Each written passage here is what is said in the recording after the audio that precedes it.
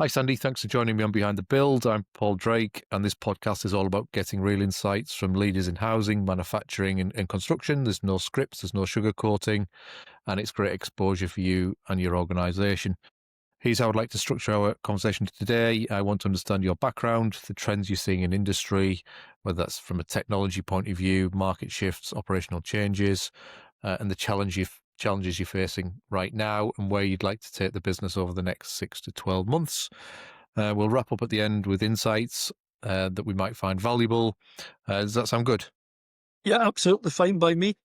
Excellent. It'll probably take about 30 to 40 minutes, depending on how long your answers are. And we'll start with a bit of background on you and the company, if you wouldn't mind. So if you could tell me a bit about yourself, what's your role, and how did you end up in this position? Yeah, so Onward is a housing association operating across the northwest of England. We own 35,000 houses at the moment. We have a development programme of 5,000 houses to the end of the decade, plus some large regeneration schemes. So I'm the Executive Director of Growth for Onward Homes. So my remit is basically, as it sounds, growing the organisation's business, but also being responsible for building those houses and leading a regeneration across the northwest. I came to this job, I was recruited. I was formerly a director of Savills, the large international property company. I was working for the organisation for a year as a consultant and was recruited into the job from there. My background is I'm a chartered quantity surveyor originally. A lot of work on large-scale regeneration, large-scale infrastructure projects in the earlier parts of my career, and then eventually ended up in housing via delivering the housing stock transfer in Glasgow. So that's my potted history. Very good. Can you give us a bit more detail around the company? What does it do? You mentioned the housing stock and where you Right, so we're a housing association. So what we fundamentally do is provide social housing for customers across the northwest. So we let houses that are social housing. You might have heard it called council housing in the past. So that's housing that's let at 50% of the market rate. So it's effectively affordable to rent for people, and hopefully, and increasingly so through the years ahead, it's affordable to live in terms of being energy efficient and being capable of being lived in on a reasonable salary, which is one of the great challenges our communities face. Yeah, thanks for that. So is there a typical day in the life of Sandy, or is it vast and varied and you take what It's comes at you? fascinating. The promise I give my team is that it won't be dull when you work for me. Right, so I think it's fair that say that the same occurs to me. So there is no typical day. Any day will include dealing with development pipeline in terms of what we're seeking to deliver, being on site and checking the quality of work that's going on, and working and meeting our partners. We work with a large range of I believe, large contractors across the northwest. So we spend a lot of time with them to make sure that they've got our vision of our values, and likewise that we understand them. It will be dealing with committee meetings, board meetings, managing budgets, encouraging staff. So there is no typical day. Generally, within the 8 hours I'm meant to work, I'm trying to cram it all in. Don't we all? Don't we all? So moving on to industry trends then and technology, are you seeing any right now, especially around technology and operational efficiency? And it's something that we've encouraged, and clearly the benefit coming from the far north is we were always more used to building differently than they probably was apparent when I came to England about 8 years ago.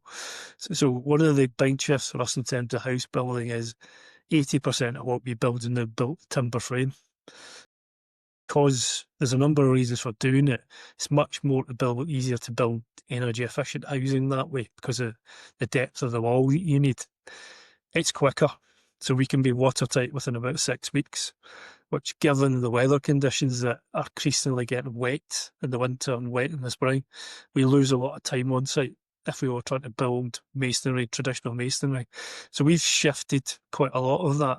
What we're seeing is that shift accelerate, I think would be fair to say. We've seen the people like Vistry and we work a lot with Vistry and Levels, etc. They've embraced that type of construction. And so that whole thing about ideally within a site, once it's ready to go, you can build 4 houses a week. I think that's possible. I think you would have struggled to do that with masonry construction in the past. There's still a point where masonry construction works because of the size of the site, or it works better in houses because it's easier to make it fire resistant, and not so well in flats. But there are different technologies coming there as well. We see lightweight steel construction coming for flats that offers us an approach to do the same thing that we've found with timber frame. And the other thing is that we're starting to see manufacturing-led construction more. So that ideal position where you build more of the house in a factory and then assemble on site. Not there yet, and we'll need encouragement, but coming. I think the last thing we see is that shift to using technology in the home. All of our houses these days have solar photovoltaics on the roofs, they have battery backups, have an air source heat pump or a form of electric heating. Then we start to use technology to how we monitor that property. So how's the customer actually using it? Is that technology working for them? So that's within a 5-year period, that's been a significant shift. So it's like and probably an unnoticed shift amongst the sector. There's still a perception we built the same way we did 100 years ago. I don't think we do. Mm. Does that have an impact on long-term maintenance and longevity of the property? Or is it too early to say whether that has an impact? I remember the first timber frame houses being built in Scotland 50 years ago, because I remember being, and they're still there, and they're still operating perfectly well. I think that by building a certain way, that what we can do is engineer out some of the challenges we get in maintenance. Some of the challenges we get is in the way the houses were designed, in the way that guttering runs, in the way that the detailing's done. So actually being able to build more consistently and work in a different way and ensure quality through the process. We're seeing some of our maintenance challenges drop off, I think, and and over time that will reduce our liabilities rather than increase them. So for us as a housing association, like a lot of housing associations, a lot of the social housing in the country is very old. Right? So we think of social housing as being a recent thing after the Second World War. It's not. It dates back to before the First World War. So I've got houses, 12% of what I own was built before the First World War. And it's that thing of reducing the maintenance demands is about how we build and what we build now, but it's also gradually making sure that our properties are newer over the next 10 years. And that's another way of reducing that liability. They don't build them like they used to, it's probably the phrase, but I'm glad they don't, given the amount of terraced housing I've got and the amount of Georgian properties that we have where fundamentally they're not designed to cope with modern living or the climate conditions that we've got. Mm. Yeah, I can see that being a bit of a challenge. That's quite a portfolio of old properties you've got to maintain. Yeah. So in terms of AI, then automation or digital tools, are you seeing any impact from what you're doing? So in terms of the biggest impact for us, in terms of digital tools, is probably the way that we look after our existing homes. And it's digitalisation. One, we're changing the way that we deliver services to customers by introducing a lot of digitised approaches. So for our customers, it's easier to access our services. So they want something fixed, we can report it online. And then eventually, over the next year or so, when we replace some of our IT systems, which we're in the midst of, they'll be able to track that all the way through to the point of the actual tradesman turning up. Now, we couldn't do that in the past. So we can introduce much more self-service for customers.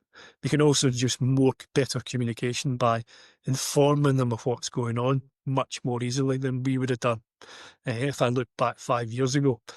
I think the other thing that we're using is the ability to use data. So for us, being able to pull data and do things like predictive analytics in it, which we now run. So we run algorithms to tell us which properties are more likely to have issues with damp, and we know those properties, so we can start to intervene. Going speak to the customer, get in behind the door, and then target our investment work to remove that potential for them. And we'll also start to identify those. So we know from the analytics we're doing where our customers are most likely to be unhappy with us. And then what that allows us to do is to start to use data to inform how we deploy our resources. So it's a much more informed, richer environment than I think I've seen in my career. So it's not just about digitalisation; it's about the use of data. I think that and the phrase I've heard recently is AI is an AI apprentice is the way you need to think about it. So what you're actually trying to use AI for is to train it to predict things and see things and act as a tool in terms of that rather than seeing it as a threat. And if you treat it that way, then the other thing is I think our colleagues become much more comfortable about it. Yeah, yeah, it should be seen as an enabler, shouldn't it? And you're taking that proactive approach to preventing rather than curing, which is always a better way, I'd say, and a cheaper way, longer term, isn't it? Or more cost-effective way, I say, longer term. Yeah, and I think that the thing I would reflect on that whole experience is for our customers and the communities we serve, they expect to see us. They want a human being. Right. What you're doing is trying to get the maximum. You've taken a lot of the ground out to make sure that the teams that we've got are deployed in the right place, but they're also there's a human connection being made. And I think one of the dangers in this whole process of AI and digitization is what you start to do is remove the human being, and I think that will cause real challenges for an organisation like ours if we think we could do that because we can't. Mm. Yeah, that kind of brought me on to my next question. Actually, what sort of uncertainties or challenges or concerns do you have in that space of adopting more digital things like AI within the organisation? I think it's that. It's the fundamental challenge we've got is that the people that we work for, because of the nature of what we do, we're working in investing in communities that providing housing for people who need them. So you're working in some of be honest, some of the more deprived parts of the country. And that's the job we do. In those areas, you can't see AI or digitisation as a replacement for putting human beings on the front line because the human intelligence is what you need because you always will have to have that. There isn't a way you can train AI to make a judgment on whether a roof needs replaced. You need a human being to go and have a look. Right. And I don't think you can replace that. But what we're seeking to do is support those people better. So as long as our focus is that way, then AI will deliver for our business. If we think we can get AI to do all our work for us, that's not going to work. I think there's too much complexity in the nature of the services we provide, the people we work with, and the nature of the properties that we own and manage to let that to make for that to actually be successful. Yeah, you're right. It's an assistant, isn't it? It's not a replacer of people. Certainly in your industry. What opportunities do you see that excite you most within your industry currently? Biggest, most exciting thing that has come with the current government is £39 billion affordable homes programme. The biggest investment in social housing in decades. So that's hugely exciting in terms of an opportunity to go and build houses that the country needs. We know we need more homes, but we know we need more affordable homes. And we know we need them for communities to make sure that we can support the economy. That's a massive opportunity for us to leverage the financial capacity we have. So we build about 500,000 new houses a year at the moment in Onward. With that support, we can go over 700 a year, maybe slightly higher, up to about 800 a year. That's a once in a generation opportunity. And I think that's what makes life exciting. So it's a great problem to have. So the problem you then have is how you're actually going to deliver that. Right? Well, that's a better problem to have than then having been cash strapped and not delivering anything. Yeah, absolutely. Which was kind of my next question, really. Does that impact the bottom line essentially within the business, which essentially is it has to, doesn't it? If you can capitalize on that investment from It you. will impact on the bottom line. Clearly, like any big development or big investment, it's that point where when you start to get the return out of the investment you make. So it's that thing we borrow quite heavily. So although we get government funding, it's about a third of the cost of actually delivering a new home for us. The rest of it we borrow, right? Right. So we there's a significant borrowing challenge to deal with. And so it's that wee bit thing of, if I didn't have grey hair now, I would have in a couple of years' time. Well, at least you've got Because hair, Sandy. I've got, well, I'm not going to go there. Right. Right. But it is that thing of, the challenge is how you manage that pace and capacity, and how you make sure that the time frame allows you to start repaying the debt quickly enough. Because social housing doesn't make you money. It's not a sector you would go into to be financially rewarded. It takes us about 40 years to repay the borrowing on a house that we built, right? But is that thing of, if we can manage that and working with partners and supply chain partners and working jointly together in partnership, then we can deliver this. Otherwise, it would be very difficult, because we know there's a challenge with industry capacity. We know that that's been sitting for a number of years. The workforce is ageing. The number of big contractors have dropped off, which has been the result of the pandemic, which moved all their capitalisation. So therein lies with both an opportunity and a challenge, which is going to make the next 2 or 3 years quite exciting. Mm. Well, hopefully tech can help with that. If you're modernising the build and it's more efficient, then that's quite an exciting proposition, isn't it? It is an exciting proposition, and I think it's one of the things where what's been a very traditional industry, there's a shift. I think I've seen on one of our sites, we're starting to look at foundation designs in a way that they might have done it. They do it in the continent, get a bit of a ground consolidation to reduce the amount of concrete you pour. So, and it doesn't work everywhere, but taking those opportunities and just taking this chance to refresh how we do things is one of the things that I think sits at the back of this opportunity, and is something that we're very conscious as somebody who's going to be at the forefront. We have a wider obligation. Yeah, exciting times. So where would you say the business is currently positioned in the market? Would you I'd say? say we've gone from a point when I started where nobody knew who we were, because we were originally 5 different housing associations, about 6 years ago. So we merged and became Onward. So we've gone from the point where we weren't known to the point where we are known in the Northwest. So I think that I hope, and you can judge me if you ask the people who work with us in terms of our contractors, that they see us as a trusted partner. That we're starting to get a feeling that, because of the work we've done and the fact that if we commit to delivering a scheme, we will deliver a scheme, that gives confidence to people to work with us.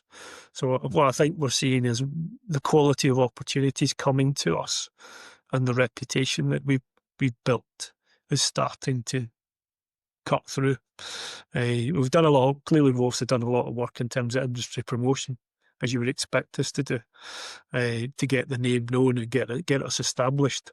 I think that we're well placed for this, would be my judgment on us. Always interesting, Paul, as you go and talk to people, whether other people say the same. I think it depends who's asking the question, Sandy, and how you position that question to them. Yeah, that's a fair question. So look, kind of leading on to that then. So what does the company do extraordinarily well, would you say? I think we focused and tried to deliver as quality. So that's a fundamental position for us, that what we do fundamentally well is we don't build the most number of houses in the Northwest. We're consistent at what we do, but we deliver quality. And there's a focus on anticipating the changes you need to make and then shifting. So we're not an organisation. So we focus on quality, we deliver volume, but we look ahead. we're pretty good at looking down the track and then adjusting and making changes to suit what we see coming. I think we're fairly agile in what we do. I think those are the three things that we're particularly good at. Good. What do your customers or suppliers say about you in a good way? Is there anything that's common? Is there a common thread throughout? I think there's a common thread in terms of we're trusted by our suppliers and by our partners. I think our customers, we're winning them back, would be the phrase I would use. I look at those who rent our houses. I think there was a loss of trust through some of the way we delivered some of our services. So we fundamentally changed the way we deliver our services because we've listened to them, we've heard what they say, and we've acted. So we're in that part of the services, particularly the maintenance services, a lot better. We took the decision to bring those, rather than have contractors do them for us. They're now done, vast majority are done by our own staff. And so we're going through that we can see that trust being re-established with our customers, which is pleasing, but I think there's another 18 months to go before we fully win them over. You've got to start somewhere, don't you? Got to start somewhere. And I think as long as you can do the basics, I think you'll get them back. Yeah, absolutely. So, what's aspirational wise? What's the target for the next 6 to 12 months? Would you say where would you like to take the business next 6 to 12 months? So the next 6 to 12 months, we'd like to make sure that we build around about 500 housing. We're on target to deliver this year. We're bringing forward a large-scale redevelopment, regeneration in Preston. So we're currently in the middle of knocking 3 tower blocks down on the Avonham estate, Queen Street in Preston. We've already secured land that would allow us to build 500 houses up there. So the next 6 months, I'd like to see the tower blocks coming down, the planning application in for that site, and the other site that we own, which is not far away, it'll take 350 homes, getting ready to identifying a partner to build those houses in the next 6 months is where I would like us to be. Right, and I think aside from that, we are about to bid for Two Homes England for our strategic partnership bid, which is us securing that third grant funding from the government to help us build.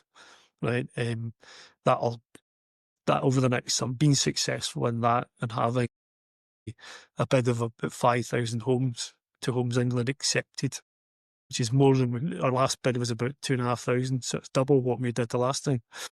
So I might have to be clawed back on my ambitions, but I'm certainly ambitious.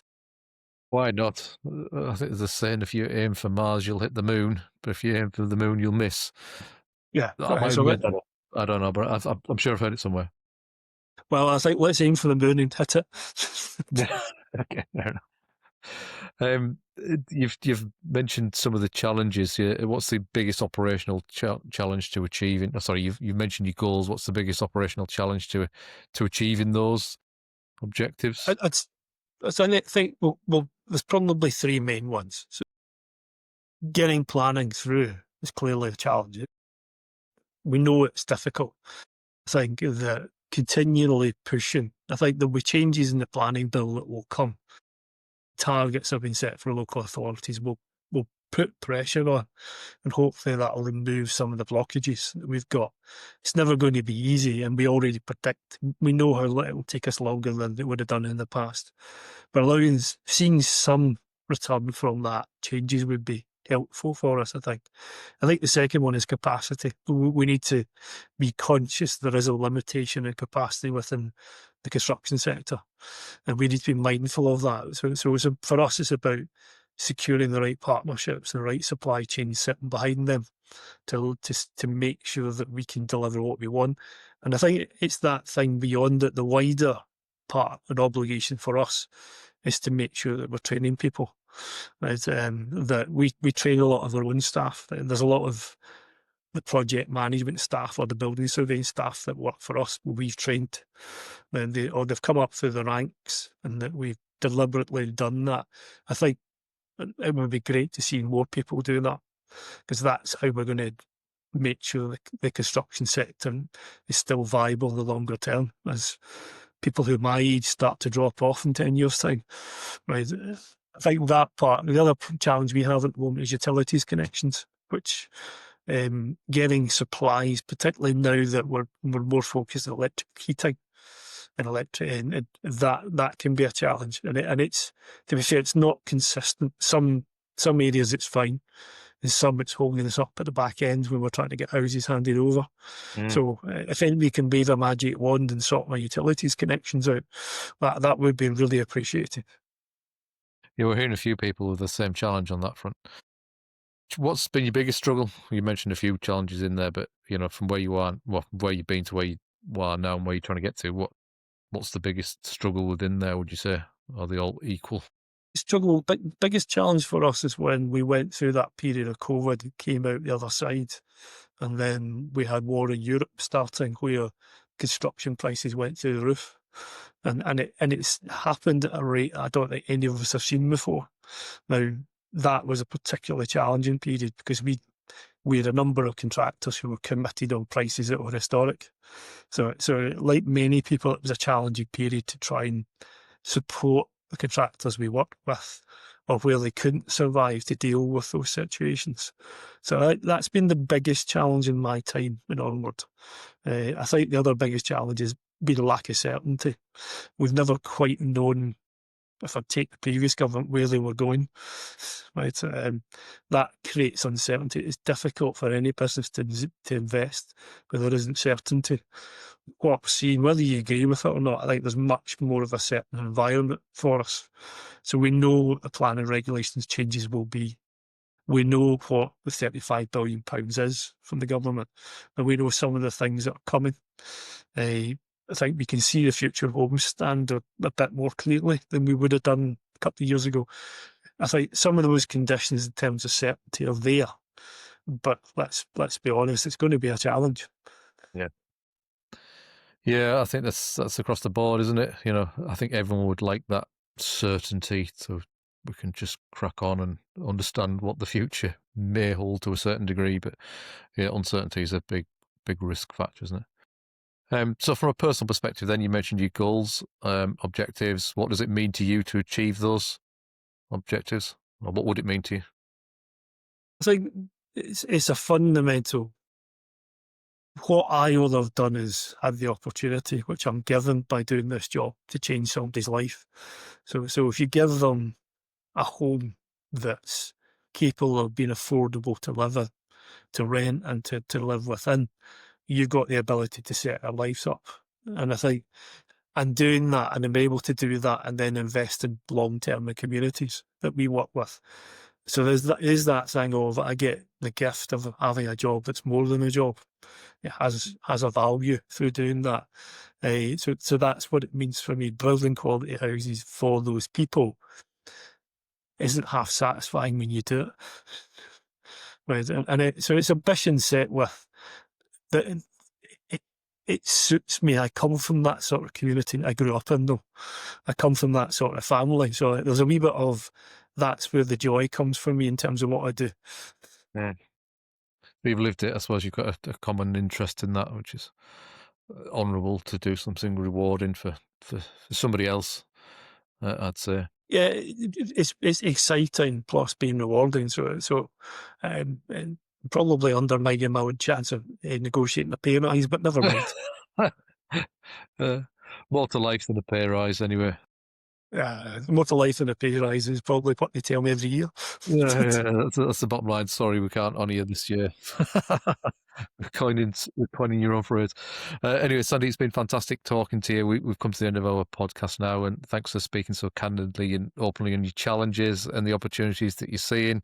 Really appreciate you taking the time out of your busy day, because it is a busy day. So thanks, Sandy. Well, thank you very much, and thanks for the chat. And thanks for the questions. Really, really insightful.